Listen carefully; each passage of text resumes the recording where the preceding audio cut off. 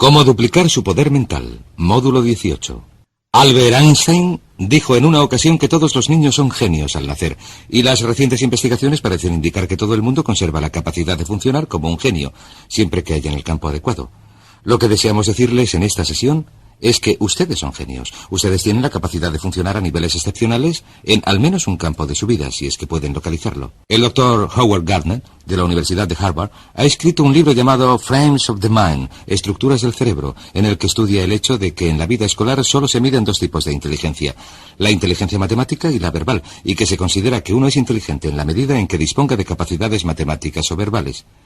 Las pruebas estadounidenses de rendimiento académico, todas las pruebas de ingreso y de selectividad universitarias, se basan en las capacidades verbales y matemática. Pero Gardner ha averiguado que también se puede tener inteligencia artística, inteligencia mecánica, intuitiva, musical, y la más importante de todas para lograr el éxito en la vida, de hecho, una de las bases de este curso es la inteligencia social, la capacidad de llevarse bien con los otros. Mi hijita Cristina tiene 7 años. Puede que Cristina no saque unas notas extraordinarias en matemáticas o en lectura, pero les diré una cosa. Cuando se trata de llevarse bien con la gente, Cristina es dinamita pura. Y, al ser así, sabemos que siempre que la animen y le den apoyo, nunca tendrá problemas en la vida. Volvamos al punto principal. Usted es un genio. Ese genio, esa inteligencia, esa capacidad creadora, es algo que es suyo por derecho. La creatividad es tan natural para usted como lo es respirar. Y puesto que decimos que todos los niños son genios al nacer, vamos a examinar un par de hechos interesantes. En unos estudios recientes se analizaron los resultados obtenidos en unas pruebas de inteligencia por niños entre 2 y 4 años. Entre los 2 y los 4 años es cuando por primera vez se pueden realizar pruebas de inteligencia, y se pudo ver que, en el 94% de los casos, los resultados indicaban una elevada inteligencia y una elevada creatividad. A continuación se repitieron las pruebas con estos mismos niños a los 7 años, y se vio que solamente en el 4% de los casos los resultados indicaban una elevada inteligencia y una elevada creatividad. ¿Cómo sucedió esto? ¿Por qué este espectacular descenso en la creatividad? Muy sencillo. Entre los 2 y los 4 años y a la edad de 7 años, estos niños hacían cosas, tocaban cosas, las probaban, las olían, se metían en todas partes. A los 2 y 3 años son terribles, a los 4 son fantásticos, etc. Lo que pasó es que averiguaron que cuando hacían estas cosas sus padres se enfadaban, sus profesores se enfadaban, sus hermanos se enfadaban, les gritaban, les daban azotes y les desanimaban a la hora de hacer cosas nuevas, de explorar el mundo con el tipo de entusiasmo que los niños ponen en estas cosas. Averiguaron que si uno quiere salir adelante tiene que hacer lo que se espera de uno, así que con el tiempo se volvieron pasivos. Empezaron a ir al colegio y les sentaron en filas ordenadas. Hablaban cuando levantaban la mano, les decían cuándo podían ir al baño, etc.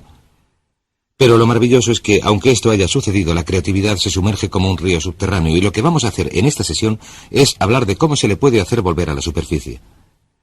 Por cierto, en la Universidad de Minnesota se realizó un interesante estudio hace algunos años. Este estudio se basaba en una prueba psicológica realizada en la universidad para verificar qué factores llevaban a la creatividad en los niños, y lo que se hizo fue seleccionar a varias madres de la zona urbana de Minneapolis que padecían retraso mental, esto es, sus coeficientes de inteligencia representaban un máximo de 80.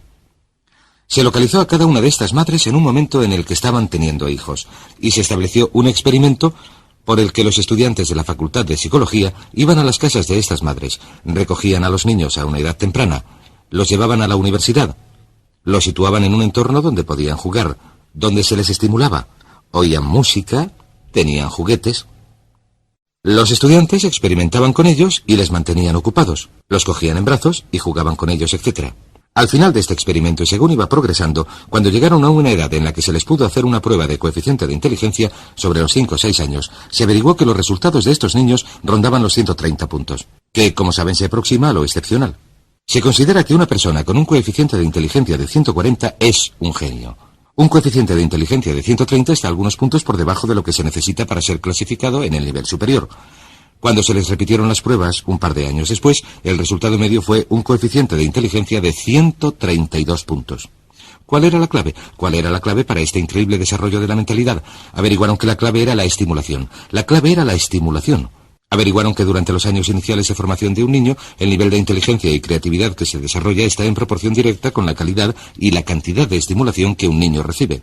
¿Qué significa esto para ustedes y para mí? Pues significa que si tienen niños, lo mejor que pueden hacer es suministrarles un entorno que los estimule. Significa que si desean ser una persona muy creadora, lo mejor que pueden hacer para ustedes mismos es suministrarse una dieta que les estimule. Distintos libros, cintas, ideas, personas, situaciones, entornos. Incluso el hecho de utilizar rutas distintas para ir al trabajo tiende a ayudarnos a romper con nuestra rutina y con nuestra zona cómoda y hacernos pensar de manera diferente. Hay algo conocido como la ley del uso, o un principio denominado la ley del uso. La ley del uso aplicada a un músculo físico dice que, si no se utiliza, se pierde. Si no se utiliza un músculo durante un periodo de tiempo, se atrofia y no se puede utilizar. La ley del uso también se aplica mentalmente a su nivel de creatividad. Dice que si uno no utiliza su creatividad, ésta se atrofiará al igual que lo haría un músculo. Pero una cosa maravillosa que hemos averiguado, en un caso tras otro, es que si uno empieza a poner a prueba su creatividad, si empieza a exigirle cosas al igual que lo haría con un músculo, si empezara a levantar pesos, si empieza a exigirle cosas, empezará a entrar en acción, empezará a hacerla moverse y, si lo prefiere, a estimularla con nuevas ideas y pensamientos. Así que la clave consiste en empezar a estimular su mente alimentándola con todo tipo de cosas que hagan que rompa con la rutina habitual. Hay otro aspecto interesante de la creatividad que resulta importante: el lenguaje. Una de nuestras averiguaciones consiste en que una de las correlaciones más estrechas en nuestra sociedad, la correlación directa con el éxito en cualquier campo, es la que existe entre el éxito y el conocimiento verbal. La persona media de habla inglesa utiliza menos de 1.200 palabras en su vocabulario diario, de un total de unas 500.000 palabras posibles. Hemos averiguado que el nivel de creatividad y de inteligencia del individuo están en proporción directa con el número de palabras cuyo significado conoce y que puede utilizar en una conversación. Por cierto, existen dos tipos de palabras: las que nunca se utilizan en la conversación, las que solamente se leen, pero también existen las que utilizamos continuamente en la conversación. La persona media solamente emplea 1.200. El niño medio, hasta los 5 años de edad, aprende a identificar y conocer el significado de unas 5.000 palabras. El adulto medio aprende 5.000 palabras al año, de modo que, cuantas más palabras se aprendan, más creador se hace el individuo. Lo que nos lleva a otra ley, denominada la ley de la creatividad. La ley de la creatividad dice que en la vida actual todo se inicia con las ideas, El éxito, el progreso, la felicidad, la prosperidad, el desarrollo de la vida de uno, dependen directamente de la calidad y cantidad de ideas que se desarrollen. Y lo que es sorprendente, si uno se centra en la cantidad de ideas, y yo he dedicado una enorme cantidad de trabajo al pensamiento creador, si uno se centra en la cantidad de ideas, se dará cuenta de que la calidad de las ideas es función de su cantidad. Hay quienes dicen que solamente van a desarrollar unas cuantas ideas. Esta es la gente con miedo al fracaso, con miedo al rechazo. Si uno se centra en generar una elevada cantidad de ideas nuevas que de algún modo mejorarán las cosas, ¿qué es la creatividad? La creatividad es la capacidad de producir mejoras. La creatividad sencillamente consiste en la capacidad de generar mejoras. Cualquiera que sea capaz de producir mejoras es una persona creadora. Si se puede mejorar el modo de controlar al niño, si se puede mejorar el modo de resolver una situación social, si se puede mejorar el modo en que se cocina un plato, se arregla el coche, se trabaja en el jardín, se elabora un plan de marketing, se hace un anuncio, cualquier cosa que haga que algo mejore es un acto creador. No es necesario componer sinfonías o escribir novelas o pintar cuadros. Lo único que hay que hacer es mejorar las cosas. Una serie de pequeñas mejoras puede producir unas diferencias extraordinarias en el rendimiento. De modo que la ley de la creatividad dice que el futuro, el éxito, la felicidad, en muchos casos la longevidad, estarán determinados por la calidad y cantidad de las ideas que uno produce. Pero, ¿qué es lo que controla la creatividad? En mi opinión, 3 cosas. La primera, las experiencias del pasado. Si uno se ha educado en un entorno, especialmente durante la infancia, en el que se le ha animado a pensar con creatividad, entonces será una persona creadora. A nuestros hijos, desde luego, hagan lo que hagan, siempre les decimos lo inteligentes que son, lo creadores que son, lo interesantes que son, lo divertidos que son. Y cuando están cerca de nosotros, siempre hablamos delante de ellos de lo creadores y listos que son nuestros hijos. Así que nuestros niños creen que son pequeños genios. Y probablemente, puesto que son nuestros hijos, no andan muy equivocados. En segundo lugar está el hecho de que el autoconcepto de un adulto con respecto a la creatividad es muy importante. ¿Se considera usted una persona creadora? Pues bien, como dijo Henry Ford, y ya lo hemos comentado antes, tanto si cree que lo es, parafraseando sus palabras, como si cree que no lo es, tendrá razón. Si su autoconcepto consiste en que se dice, creo que soy una persona creadora, esto es lo que se convertirá en su realidad. La mayoría de la gente cree que no son especialmente creadores sencillamente porque no han puesto a prueba sus capacidades creadoras desde hace tiempo. El tercer campo que determina su creatividad es su entorno actual. Si usted está en un entorno que fomenta la creatividad, que fomenta las ideas nuevas, verá que se le ocurren ideas. Tom Peters, en su libro In Search of Excellence, Buscando la Excelencia, dice algo estupendo. Dice que si les dejáramos, la gente nos ahogaría en ideas. Dice que las empresas más prósperas son aquellas donde continuamente se genera una enorme calidad y cantidad de buenas ideas. Dice que el éxito comercial está en proporción directa con la cantidad de ideas buenas o de ideas nuevas para producir mejoras. Así que examinen esos 3 puntos, estudien cuál fue su experiencia pasada con sus padres. En mi caso, mis padres Me desanimaron de cualquier idea que pude tener en cuanto a hacer algo que no fuera exactamente lo esperado, porque mis padres eran una gente con muchos temores.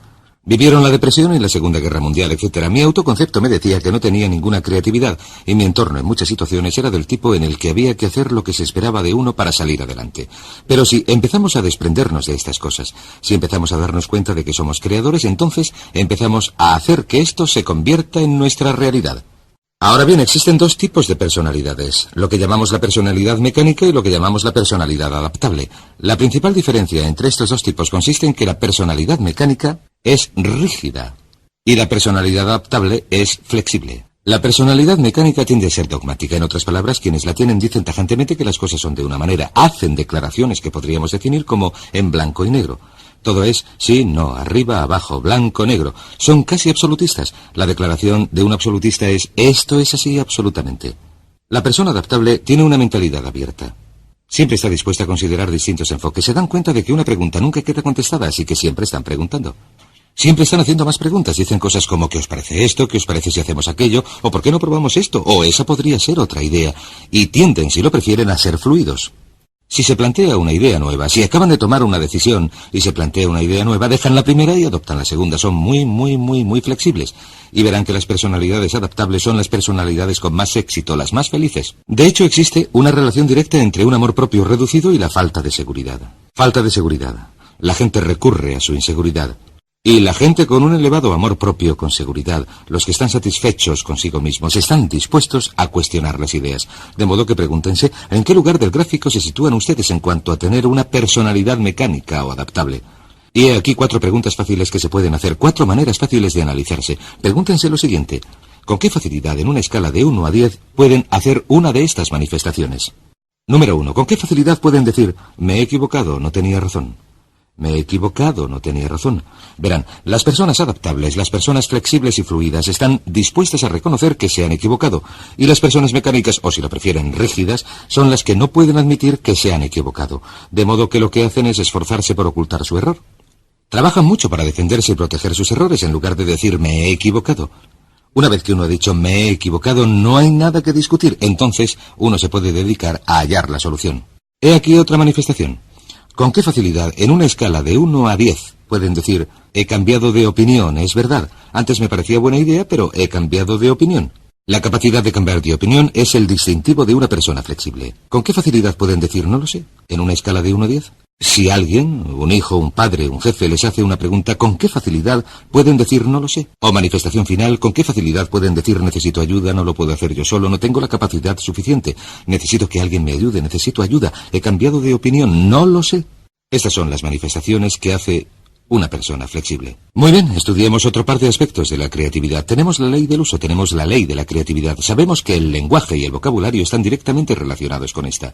Sabemos que el autoconcepto es parte esencial de la creatividad, que cuanto más se gusta uno a sí mismo, cuanto más cree uno en sí mismo, más probabilidades tiene de ser creador. Así que el siguiente punto es preguntar. Sencillamente, la capacidad de hacer preguntas.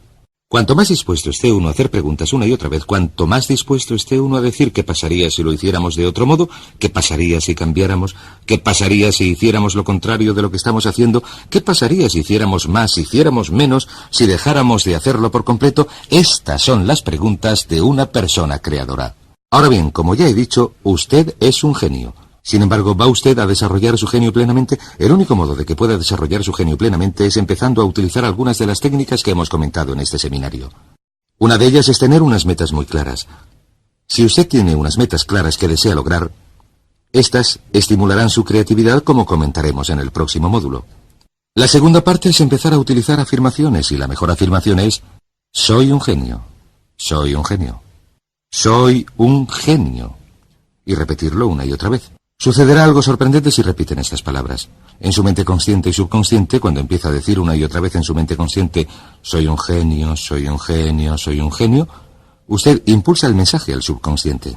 ¿Sabe lo que hace el subconsciente? El subconsciente dice, de eso nada, ganso, no se te ha ocurrido una idea decente los últimos 10 años.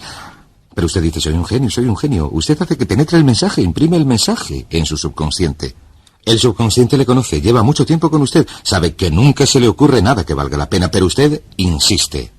Soy un genio, soy un genio, soy un genio. Continúa haciendo que penetre el mensaje. Finalmente el subconsciente dice, Muy bien, si esta es la nueva orden, si es esto lo que quieres, allá va. He aquí una idea. Haz algo con ella. Y en medio de una conversación, cuando uno está hablando de un problema, de repente se le ocurre una idea y alguien dice, caray, qué buena idea. Y usted contesta, claro, ya sabes, soy un genio. Y le repiten, sí, es una idea bastante buena. Y verá que se convertirá en un genio en la medida en que acepte la creatividad innata. Es como si viviera en un terreno y debajo de este terreno hubiera un enorme depósito de genio, y cuando afirme algo una y otra vez irá perforando más y más hasta llegar a un punto, al afirmar y visualizar, a un punto en que alcance este depósito de genio y el genio empiece a manar como si fuera un pozo de petróleo. Y cuando empiece a fluir, les diré lo más sorprendente, cuando empiece a fluir, diremos por qué funciona esto en un momento, cuando empiece a fluir, se le ocurrirá una idea tras otra.